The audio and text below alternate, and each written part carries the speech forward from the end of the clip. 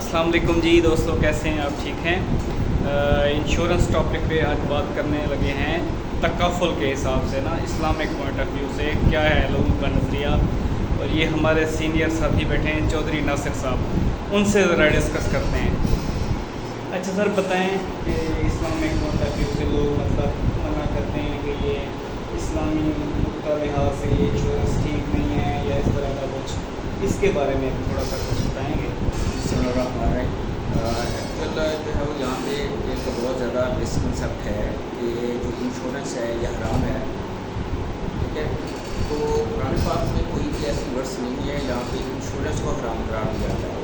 सही। ठीक है, उसका लगा लें कि जैसे हम घर को लॉक करके जाते हैं तो ये लॉक क्या है, ये भी घर की एक इंश्योरेंस होती है, प्रोटेक्शन होती है। सही। हम घर में गंदम लेके रखते हैं तो वो भी एक इंश्योरेंस है। सही। या घी लेके रखते हैं या चीनी लेके रखते हैं, किसके लिए रखते हैं कि अपने फ्यूचर के लिए रखते हैं, अपने फ्यूचर को सिक्योर करते हैं। सही। तो खुदा न खास्ता किसी किसी पे कोई सर्कमस्टेंसेस हो जाए, ठीक है, तो कम से कम जो है हमारी फैमिली जो है वो प्रॉब्लम है। सही। सबसे जो अहम चीज़ होती है वो होती है कि किसी भी कंपनी का जो सिस्टम होता है या इन्वेस्टमेंट का जो सिस्टम होता है वो सिस्टम क्या है। क्या वो सिस्टम जो है वो फिक्स के ऊपर तो नहीं है, या उसके अंदर कोई जो है वो सूद का कोई एलिमेंट तो नहीं है। सही। ठीक है, तो एक्चुअल जो सिस्टम है, सिस्टम को डिफाइन किया जाता है। ठीक है, तो जो PFU है ये पाकिस्तान दुनिया का चौथा मुल्क था जिसमें ये सिस्टम इंट्रोड्यूस करवाया गया था, यूनिट लिंक एंडोमेंट सिस्टम। तो ये यूनिट लिंक एंडोमेंट सिस्टम क्या है कि कोई भी बंदा जो उस दिन की ग्रांट प्राइस होती है उसके ऊपर वो इन्वेस्टमेंट करता है जी।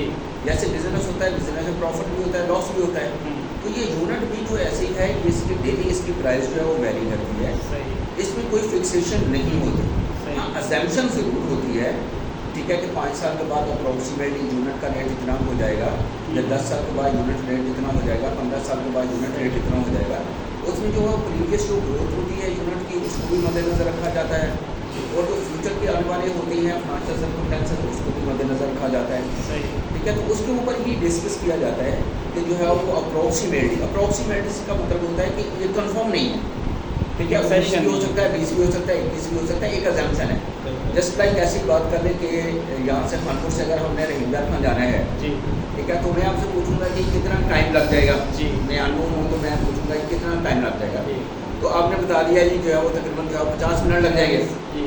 ठीक है, तो हो सकता है कि मुझे सवा घंटा लग जाए, बिल्कुल। हो सकता है मैं ओवर स्पीड करूँ तो मैं आधे घंटे में पहुँच जाऊँ। सही। आपने तो अपना एक्सपीरियंस बताया कि अप्रोक्सीमेटली 45 किलोमीटर है, तो अगर हम 60 की स्पीड से जाएँ तो तकरीबन आधे पौने घंटे में हम पहुँच जाएंगे, 45 मिनट। यानी कि अजम्पशन बेस पे अजम्पशन बेस के ऊपर होता है, यहाँ पे कोई फिक्सेशन नहीं है। और ये डेली बेसिस पे शाम 5 बजे जो है वो EF को अपना क्लोज करती है। जी। जो उस दिन में प्रॉफिट हुआ होता है या लॉस हुआ होता है वो जितने भी उसके क्लाइंट्स होते हैं उसके ऊपर डिस्ट्रीब्यूट हो जाता है। बिल्कुल। इसकी एक छोटी सी मैं एग्जांपल दे देता हूँ। Just like I am property advisor. जी। आप मेरे पास आए हैं कि जो सब मैंने एक प्लॉट लेना है, 10 मरले का प्लॉट लेना चाह रहा हूँ, तो मैंने बता दिया कि 10 मरले का प्लॉट है वो 20 लाख रुपए का। जी। ठीक है, तो आपने कहा मेरे पास 20 लाख रुपए नहीं है। सही। ठीक है, तो मैं कहता हूँ कि आपके पास कितने पैसे? आपने कहा मेरे पास 2 लाख रुपए हैं। सही।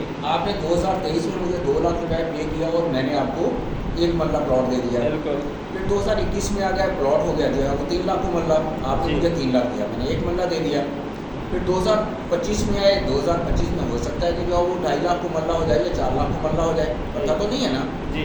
तो आप इस तरीके से हर साल जो है वो एक एक मरला परचेज करते जा रहे हैं। अब 10 साल के बाद जो है वो मरले की प्राइस 10 लाख हो गई। जी। बिल्कुल।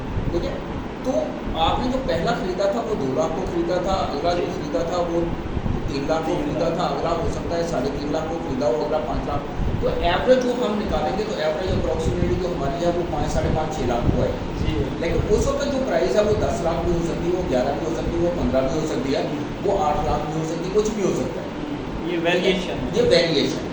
तो हम जो हमारे पास जो सिस्टम होगा हम ये देखेंगे कि हमारे पास इतने यूनिट पड़े हुए हैं, जी। पर मरले की जो है वो इतने प्राइस है, हम जब उसको मल्टीप्लाई करेंगे तो हमें पता चल जाएगा कि एक्चुअल जो है हमारे पास इतनी अमाउंट की हमारे पास प्रॉपर्टी पड़ी हुई है।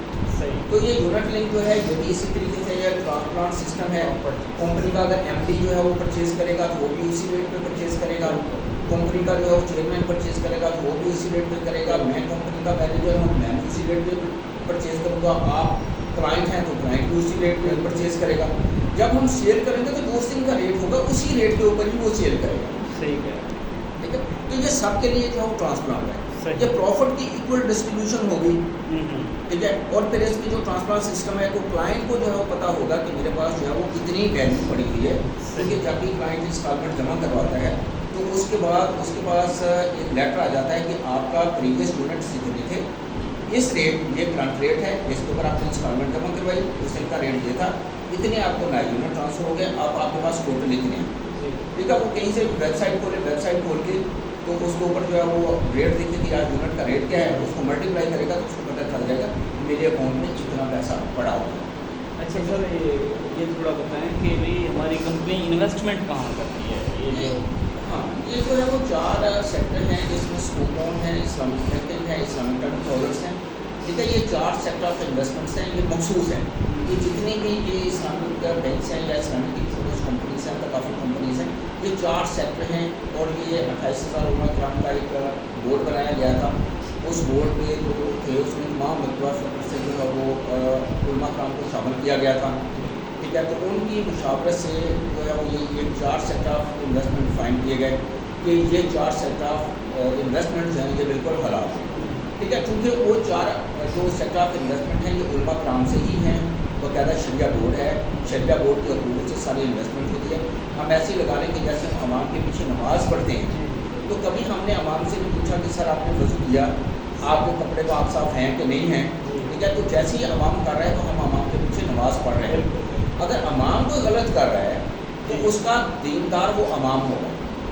ठीक है, ठीक है, वो गुनाह सवाब उसके सर पे होगा क्योंकि हम उसके पीछे नमाज पढ़ रहे हैं। तो ये उन्होंने कह दिया कि ये शरई लिहाज से ठीक है, ये 4 जो सेक्टर ऑफ इन्वेस्टमेंट हैं ये सूद से पाक हैं, ये प्योर इन्वेस्टमेंट है, इसमें 1 रुपये की इन्वेस्टमेंट इस सेक्टर से इधर उधर नहीं हो सकती। अब अगर खुदा न खासा इसमें कोई ऐसी चीज़ आती है तो वो जो 28,000 उलमा किराम हैं दे आर रिस्पॉन्सिबल। ठीक है, क्योंकि हम उनके पीछे हैं, उन्होंने कह दिया हम उनकी बात मान रहे हैं। ठीक है, बाकी हम बहुत सारे काम क्या वो क्या निकाह का खुतबा है ये तो सारे पढ़ाते हैं। ठीक है, जिसका भी निकाह होता है पढ़ाया जाता है, अजान दी जाती है, जब बच्चा पैदा होता है कुरान में अजान दी जाती है, कोई बंदा फौत हो जाता है तो उसका जो जमात जनाजा पढ़ाया जाता है। तो वो जो पढ़ा रहा है वो पता नहीं सही पढ़ा रहा है गलत पढ़ा रहा है, हम उसके पीछे पढ़ रहे हैं, गुनाह सवाब उसके शरिया बोर्ड है। ठीक है, इसी तरीके से शरिया बोर्ड है, शरिया बोर्ड ने जो कह दिया हम उसको पीछे शरिया बोर्ड के चल रहे हैं। ठीक है, शरिया बोर्ड कह रहा है कि ये बिल्कुल सही है। तो अगर खुदा न खास्ता अल्लाह न करे, क्योंकि हम तो सिस्टम को देखेंगे, अगर कुछ लोग सिस्टम में नहीं हैं या कुछ सरमाया के लोग बैठे हुए हैं, क्लाइंट्स को इतनी इन्फॉर्मेशन नहीं होती। ठीक है, तो वो यही कहते हैं कि ये पता नहीं सही है या गलत है। तो उनके लिए ये मेरा एक छोटा सा मैसेज है कि जैसे हम नमाज़ पढ़ते हैं, अमाम के पीछे नमाज़ पढ़ते हैं, अमाम के पीछे जनाजा पढ़ते हैं, ठीक है, अमाम निकाह पढ़ाता है, ठीक है, तो हम उसको सब चीज़ों को आमीन करते हैं, क्योंकि वो अगर गलत कर रहा है तो वो रिस्पॉन्सिबल है, अगर सही कर रहा है तो वो रिस्पॉन्सिबल है। हम ये देखें कि हम जो इनकम जनरेट कर रहे हैं क्या वो तो गलत नहीं है। मैं सिर्फ अपने आप को देखूँ कि मैंने जो कपड़े पहने हुए हैं वो पाक साफ हैं, मैं वज़ू किया है, नमाज के लिए जा रहा हूँ तो मैंने वज़ू किया है, मेरा जिस्म पाक साफ है। ठीक है, मैं अपना देखूँ तो इसी तरीके से मैं जो इनकम जनरेट कर रहा हूँ मैं उसको देखूँ कि क्या जो मैं इनकम जनरेट कर रहा हूँ वो सही है। मैंने किसी का हक तो नहीं मारा, मैंने किसी के साथ ज़्यादती तो नहीं की, मैंने चोरी तो नहीं की, मैं किसी के साथ कोई गबन करके तो नहीं आया, मैं किसी को धोखा दे के तो नहीं आया। ठीक है, तो इनकम को मैं देखूँ उस इनकम को कि वो जो इनकम है जो मैं इनकम जनरेट कर रहा हूँ वो सही है। आगे जो मैं इनकम इन्वेस्ट कर रहा हूँ वो शरिया बोर्ड है, शरिया बोर्ड इसका चेक एंड मॉनिटरिंग कर रहा है, उसका चेक एंड बैलेंस है, उसकी अप्रूवल से जहाँ पे इन्वेस्टमेंट्स हो रही है वो कह रहे हैं कि हम इसको मॉनिटर कर रहे हैं और ये बिल्कुल सही है। बाकी वल्लाह आलम। ठीक है चौर साहब, थैंक यू।